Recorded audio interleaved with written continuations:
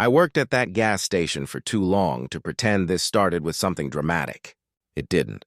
It started with a man standing on the other side of the counter, holding his phone like it was the only proof he still had that someone existed. I had been on the night shift for years by then, long enough to know every sound the place made when it was empty. The hum of the refrigerators, the flicker of the fluorescent lights, the way time stretches after midnight when nothing happens and no one is watching. The man asked if I remembered his uncle. He said the name slowly, carefully, like he didn't want to say it wrong. Said his uncle had been missing for almost a month. He didn't accuse me of anything, didn't raise his voice. He just wanted to know if I remembered seeing him. I told him no. At the time, I genuinely believed that. If stories like this interest you, leave a like and subscribe for more night shift stories. He showed me his phone, a bank statement. One transaction stood out, a small purchase, snacks and a drink, late at night, our address, my gas station. The date felt distant, unimportant. Faces blend together when you work overnight long enough. You learn not to remember people. It's easier that way. He thanked me anyway and left without pressing the issue. It should have ended there. But later that night, when the store was empty again and the silence settled back into place, something wouldn't let go. The name. His uncle's name. It was the same as mine. That alone shouldn't have meant anything. And for a few days it didn't. I kept coming in at the same hour, clocking in, opening the register, brewing the same burnt coffee no one really wanted. The outdoor bathroom was still there, off to the side of the building, separate from the store. A metal door, old lock, a single dim light that flickered when it felt like it. I never liked that bathroom, but I never questioned it either. It was convenient. Truck drivers used it, people passing through who didn't want to walk across the store. It was just part of the gas station, until I saw the flyer. It was taped to a utility pole near the side entrance. Cheap paper, faded ink, the words, "Missing Person," printed across the top. The photo made my stomach drop before my mind caught up. I recognized him immediately. The customer, the one who'd mentioned his divorce while waiting for his card to go through. He joked about needing to use his personal credit card now, not the joint one he used to share with his ex-wife. People talked too much late at night. He paid, took his receipt, everything normal. Before leaving, he asked for the key to the outdoor bathroom. I handed it to him. That part came back too clearly. Over the next few days, I started noticing small things, details I had ignored for years, more missing posters around the neighborhood, not all close together, some blocks away, some near bus stops. Different faces, different stories, but the same word every time, missing. I wasn't scared yet. I was paying attention, and I didn't realize it then.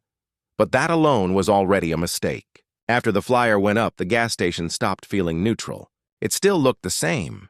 Same shelves, same coffee machine, same quiet hum behind the walls. But now every empty stretch of time felt loaded, like something was waiting for the night to settle in before moving again. I started paying attention to who asked for the key to the outdoor bathroom. Not everyone did. Couples almost never. Families, never. Groups didn't even glance in that direction. It was always someone alone, someone tired. Someone passing through with nowhere specific to be. Ordinary people. One night, a woman came in and asked if she could use the bathroom before buying anything. I said yes, the way I always did. Handed her the key. She thanked me with a quick, polite smile. She didn't come back. At first, I didn't think much of it. People leave without buying things all the time. But the key didn't return to the counter. 5 minutes passed. Then 10. The store stayed empty. I stepped closer to the front door and looked toward the side of the building. The bathroom light was on. The door was closed. I thought about knocking. I didn't. I went back behind the counter and waited. When the key still hadn't come back, I reached under the register and pulled out the spare. Hung it on the hook. No one ever checked how many keys there were supposed to be. Later that night, I walked past the bathroom on my way to take out the trash. The light was off. The door was unlocked. Inside there was nothing. No purse, no phone, no sign anyone had been there longer than a few seconds. The flyers multiplied after that. I began to notice them without trying. on telephone poles, on brick walls, near bus stops. Different faces, different ages, different reasons for being out at night. But the same details kept repeating. Always late, always alone, always someone who had passed through the area. I tried mentioning it casually to one of the day shift workers, asked if he'd noticed the missing person posters popping up around the neighborhood. He shrugged and said this part of town had always been like that. People drifted through. People disappeared. Stuff happens, he said, already focused on counting change. I mentioned the outdoor bathroom. He laughed, said that bathroom had been a problem for years. Plumbing issues, lighting issues, complaints no one followed up on, not worth the money to fix something people barely used. Everything had an explanation. None of them felt right. The security cameras didn't help. They were old, outdated, and badly positioned. They showed people walking toward the side of the building. Then they left the frame. There was a blind spot between the store and the bathroom that had apparently existed for as long as anyone could remember. No footage ever showed anyone coming back. What bothered me most wasn't what I saw. It was how quickly my mind tried to stop me from thinking about it. Some nights I'd forget to write things down. I'd find the scrap of paper in my pocket and have to reread my own notes to remember why the times mattered. The harder I tried to focus, the more tired I felt. Not physically, mentally. Like the effort itself was being resisted. Still, the pattern became impossible to ignore. Whenever someone asked for the key during the deep part of the night, something in my body reacted before my thoughts caught up. A pause, a tightening in my chest, a moment of hesitation before handing it over. One night, a young guy came in, bought a bottle of water, and asked for the bathroom key. He looked exhausted, hands shaking just slightly. Nothing unusual enough to stand out. I watched the clock after he left. 5 minutes, 10, 15. I didn't go after him. Not because I was afraid, because it felt like interrupting something that wasn't meant to be interrupted. When the key didn't come back, I did what I'd done before. Took the spare, hung it up, went on with my shift. That was the night I realized I wasn't just noticing things anymore. I was adapting. And that scared me more than anything else. I told myself I needed to understand what was happening. Not to stop it, not to report it, just to know enough to make the nights quiet again. So I waited for a slow shift. One of those stretches between 2 and 3 in the morning when the world feels paused. I took the key, and I walked to the outdoor bathroom knowing for the first time that it wasn't just a bathroom. The night I went back out there, the air felt thinner. Nothing was wrong with the weather. No wind, no storm coming in. The parking lot was empty, and the road beyond it was quiet. Just an occasional car passing far enough away to sound unreal. Still, every step toward the bathroom felt like I was moving against something subtle, like walking through water you can't see. I unlocked the door and stepped inside. The bathroom looked exactly the way it always had. Same cracked tiles, same metal sink, same mirror stained with spots no one ever managed to clean completely. The light buzzed faintly overhead. If I hadn't known better, I would have thought I was wasting my time. Then I turned slightly to the left. That's when I saw the handle again. It was set into the wall at about chest height, plain and unmarked. No sign, no frame, no visible seam around it. Just a metal handle where no handle should have been. The kind of thing your eyes slide past 1,000 times until one night they don't. I stood there longer than I meant to. I tried to tell myself I must have noticed it before and forgotten. Or that it led to some old storage space I'd never had reason to open. The explanations felt weak, even as I formed them. I reached out and wrapped my fingers around the handle. It was cool to the touch. When I turned it, the wall moved. Not loudly. Not dramatically.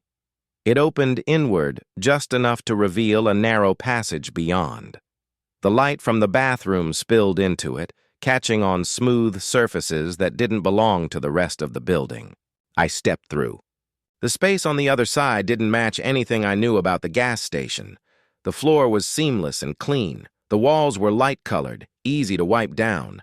The lighting was bright and even without shadows. It wasn't messy, it wasn't violent. It felt prepared. The air was colder in there, drier. It smelled faintly of disinfectant. Not strong enough to sting, just enough to register. Like a place designed so nothing lingered. I took another step forward. That's when I became aware of someone else in the room. I didn't see a face. I didn't see eyes. Just a shape standing farther in, outlined against the light. Still. Upright. Waiting, or maybe just present. It didn't move toward me. It didn't react. For a moment I thought it might speak first. I tried to say something. Anything. My mouth opened, but no sound came out. It wasn't fear exactly. More like my body had decided that words weren't useful here. I felt the touch at my neck before I understood what it was. A brief pressure. Precise. Almost gentle.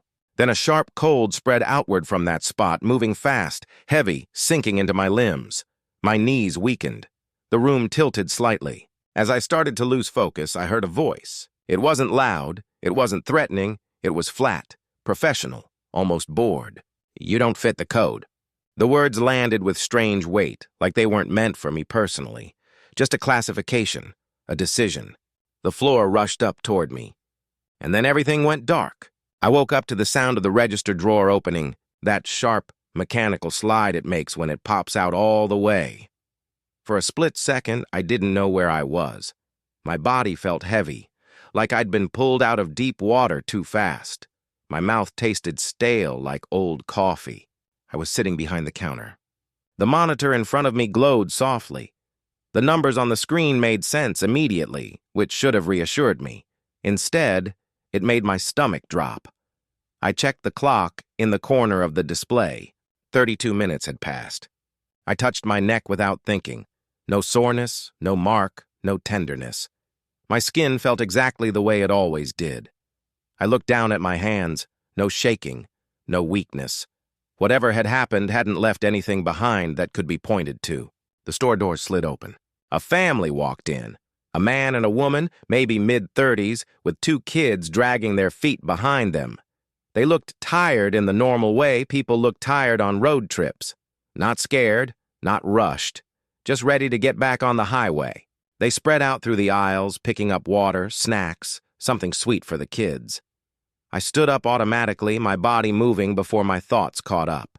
I scanned the items, heard the familiar beeps, gave them the total. The man paid with a credit card. I watched it go through, watched the receipt print cleanly. I tore it off and handed it to him.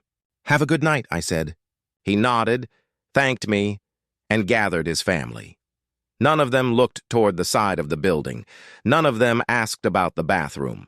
They walked out, got into their car, and drove off like the place had been nothing more than a dot on their route.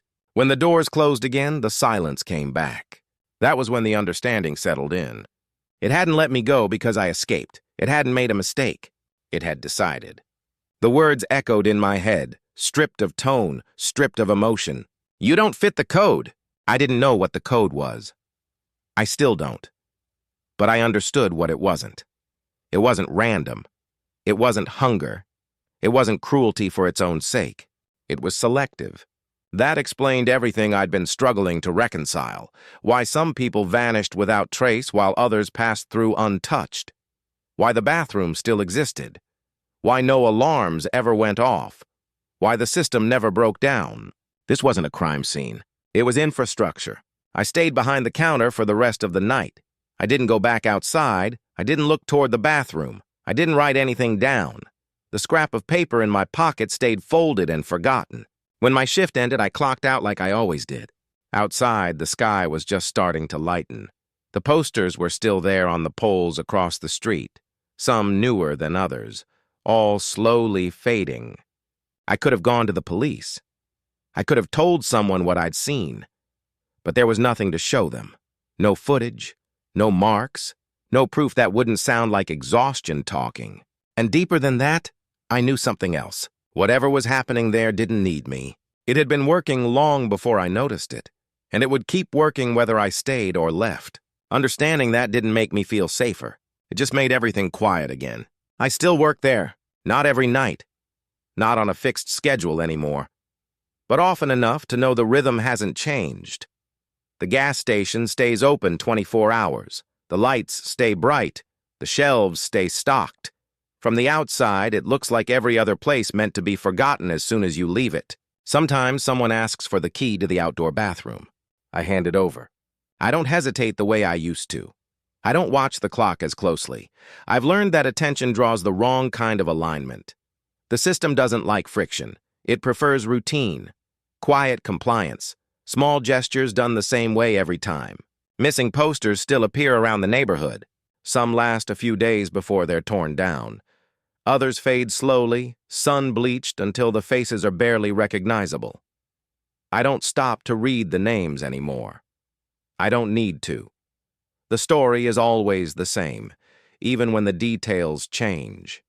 I never went back into the bathroom after that night. I never touched the handle again. Not because I was afraid, because I understood that some doors aren't meant to be opened twice by the same person.